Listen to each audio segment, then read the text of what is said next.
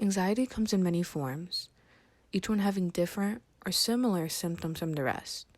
What are we to do when those anxieties become too much to handle?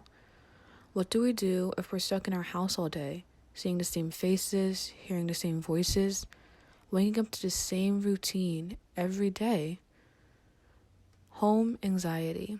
The anxieties we are now facing each day being stuck inside. What can we do? What anxieties are we facing? I interviewed a couple of my peers about their experiences with anxiety in their homes, along with professionals and their advice. Julio Salabarria is a freshman at Community Academy of Philadelphia. He is someone who has been affected by this mentally. He goes over his anxieties and his fears. My worst experience anxiety so far would have to be, it was the other day,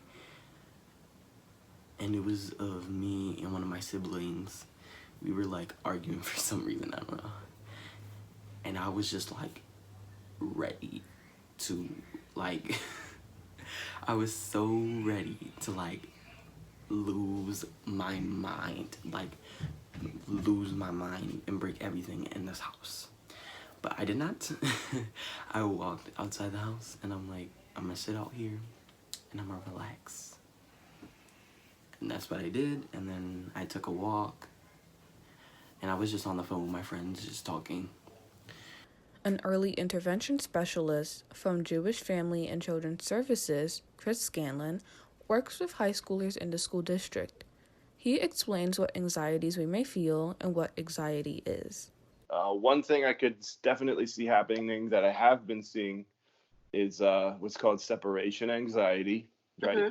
So you're typically something happens, like an event, and then this causes the person, some different levels of anxiety. They start fearing the worst for their loved ones, and now that they're separated from them, they can't stand it. There's this constant worry and the fear of losing others. As a senior attending CAPA High School, Adam Douglas goes over the time he had left in the rest of his school year. As a senior, we go hard, especially at CAPA.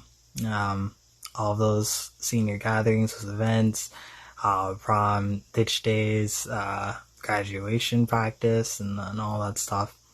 But I would say the biggest thing that we're missing out on is getting a chance to become, I guess, more or less friends with our teachers. I mean, throughout most of the year as a senior, yeah, you're learning, but then when they realize that you're moving on to bigger and better things, you begin to see each other as an equal, and you make these experiences and relationships that last a lifetime.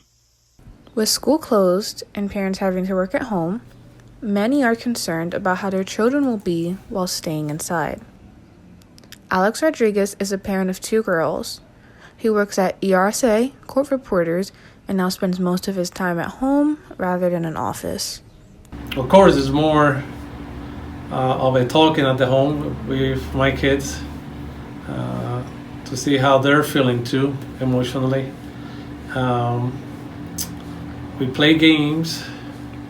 We read. We keep ourselves also mentally and spiritually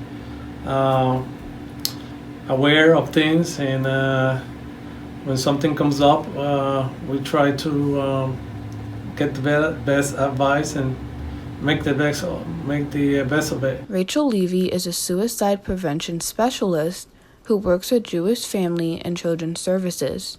She talks about ways teenagers can deal with anxiety. Everything is so new, so there's so much information coming at you. So maybe try and limit or take it in small doses. But there are also ways that we could use social media for the positive.